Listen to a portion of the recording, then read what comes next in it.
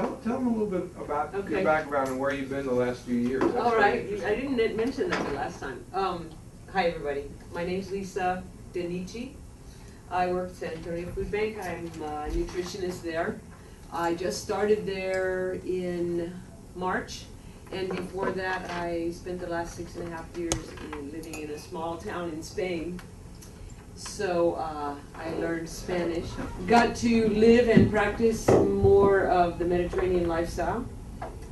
Very interesting and beautiful way of life, I have to say. I was fortunate enough to live in a small town where they actually do live still the Mediterranean lifestyle. In the bigger cities, it's changed considerably. Before that, I was a fitness coach and nutritionist in Northern California in the San Francisco Bay Area for about 20 years.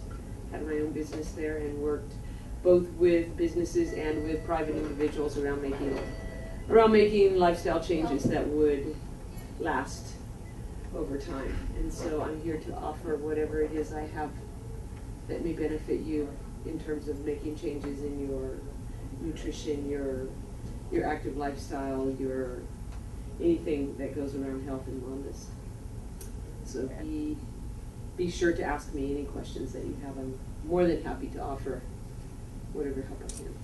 But as you notice, when she talks, she mentions the word change, and that's what I wanted to talk to you about. I think the whole process here, as I told you the other day, and this is worth saying again and again, we're not talking about doing a diet here. Anybody can go on a diet. Anybody can lose a few pounds, but you always gain them back. I think everybody who's lost weight, me included, can testify to that.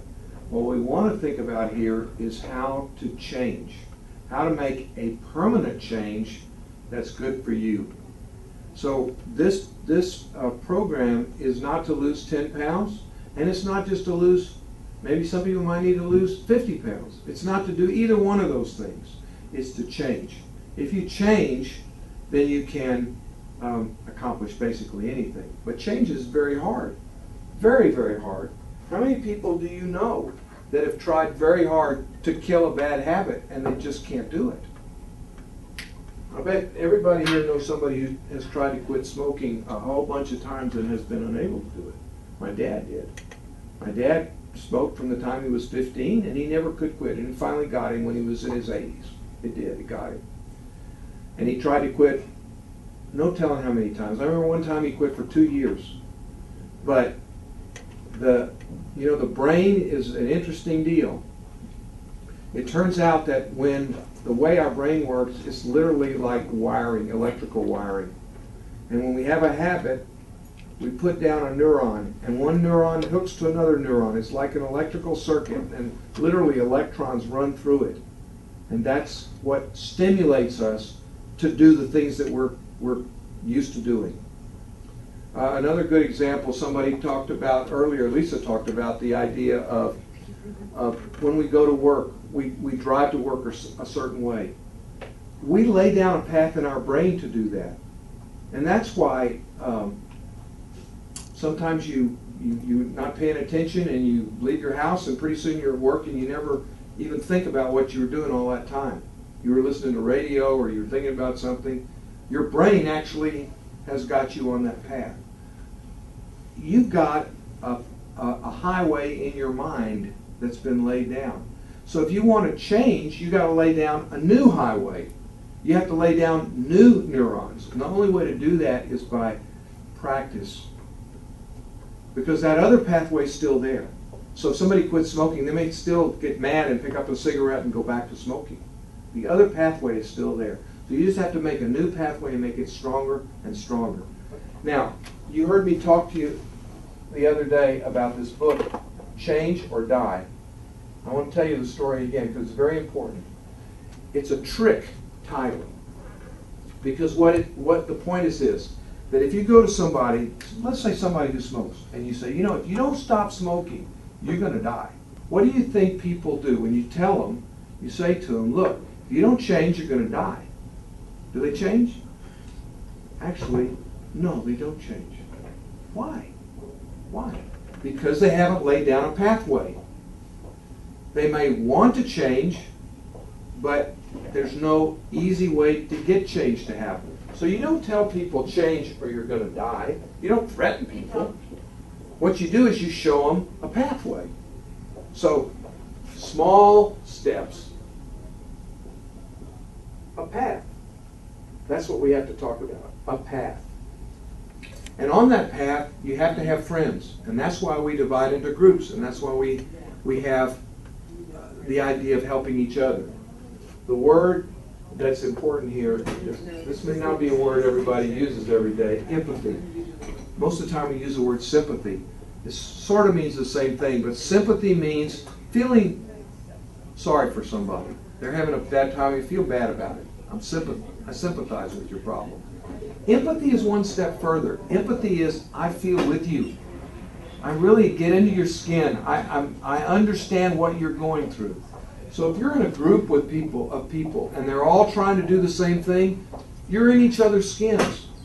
That's why we do groups, to support each other through this process. While we do change, while we get on the path. So that's what we do. Instead of saying change or die, we say together we're gonna try and change. Now here's another book, another very good book on this subject. It's called Switch. If any of you are interested, I lend you a copy. Okay, what Switch is? Switch is an interesting deal because we're finding now, just like this book, we're finding people are writing about what it takes for human beings to change. What does it take to get the brain to be different? And Switch has an interesting way of going about it. I'm going to give you a quote. Willpower, we got an unlimited amount of that, don't we? Just depends on how tough we are. We all think we're tough sometimes. But science says that self-control is an exhaustible resource. You can work as hard as you want to, but eventually you wear yourself out. So just willpower alone will not get you to change. Again, small steps and empathy will get you to change. Don't think that just willpower is going to get change to happen. So if you're going to rewire yourself, let's talk about how we can get on a path to change. And let's focus on this idea of small steps. Switch, the book Switch, has a great term. They call it scripting. Script the path. Now what does that mean? That means just like when you write let's say a movie script, they write out what's supposed to be in the film. Okay. So what I'm saying here, when we talk about scripting the path, is how can we pick out steps so that we know where the path is for us? What specific small things can we do to get us to those 10 pounds? Let's suppose you get with your coach and you sit and you say, we've got 12 weeks. What are the few things that we could do that would be small steps that would be easy to do to get change to happen? So I start laying down new neurons and a new path in my brain. Okay, so here's one. I'll drink skim milk. Okay, that doesn't sound too hard, does it? I'll drink skim milk because if I drink whole milk, it's got a whole lot more fat in it. So I can cut out a whole bunch of calories just by going to skim milk. Do you hate skim milk? It's all right. Still milk. After 5 days, you don't notice this, you don't miss it. So that would be something that you could come back and say, yep, I did it, coach, I did it. Would that lose 10 pounds all by itself? No, probably not. But it's a small step that everybody could do. Well, what other ones could we do? Let's think about some specific things that we could do that would get us further along the road. Maybe we want to eliminate a couple of things from our diet. Okay? No fries. You know, we sell a lot of fries, but we shouldn't be eating them. If we cut out fries, cut out incredible amounts of fat out of our diet, and we could really eliminate a lot of calories. And remember the deal? All you need is 3,500 calories and you got a pound, right? So if I cut out the fries, okay, what else might I do? With me,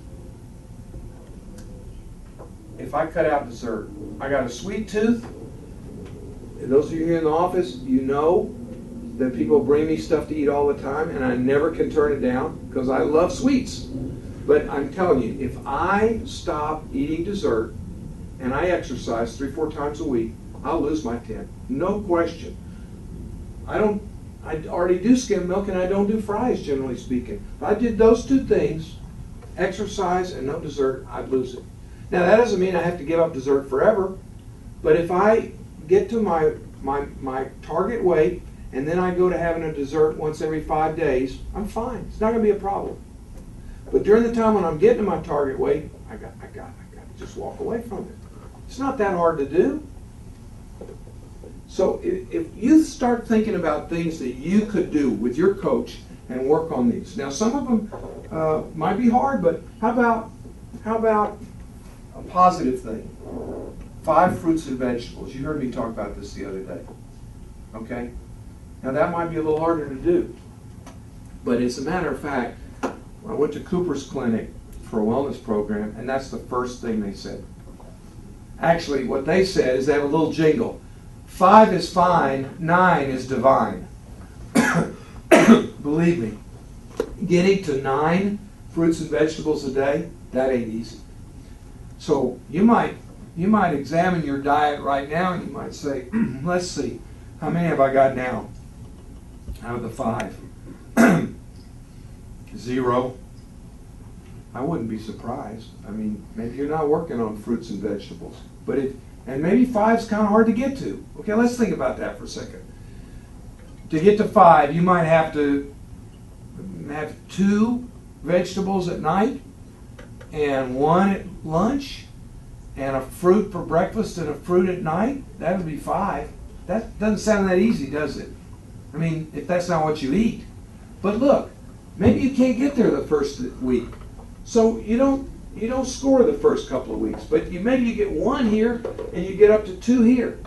And maybe by week 3 or week 4, you're actually up to 5 fruits and vegetables a day. Let me tell you, that would be a massive change, because if you're reading that, that means you're not eating something else. So, what we need to do is sort of set out the path and try and get on it over time. And I haven't mentioned the obvious. How about walk 3 times? So again, maybe the first week you don't walk 3 times. But you get with your coach and you say, listen, I got 1. And she says, that's good. Let's go for 2 next week. Let's get you to 3. And she says, by the way, we're all going to the Y tomorrow night. Why don't you come and walk with us at the Y where it's nice and cool? That's the kind of thing that I mean by the empathy, the role of friends, the role of the coach, and trying to script the path. So if you can come up with 5, 6, 8 things even eventually that you're doing or not doing, and kind of keep your scorecard, that's what we're going to do. And we believe that this is the way to get to change. This is what the book says. This is the way to get to change. Script the path. So what I'd like to do now is I'd like to break up and get you with your coaches.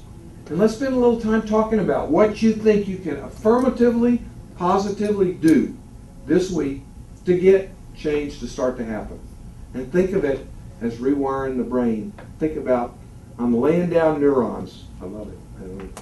Pretty good for us grocery guys to be having to talk about the brain, huh? Okay? Congratulations. Thank you for joining with me on this journey. And think about how we can pull in people who are not here. Because we want our whole group to be healthy. And not just our group, but our spouses. You know? Can't be in great health when your spouse isn't in great health. So we got to bring them all in. If they're not here and they'd like to be, bring them back next week. Bring them back. Okay? Thank you, everybody. Great being with you.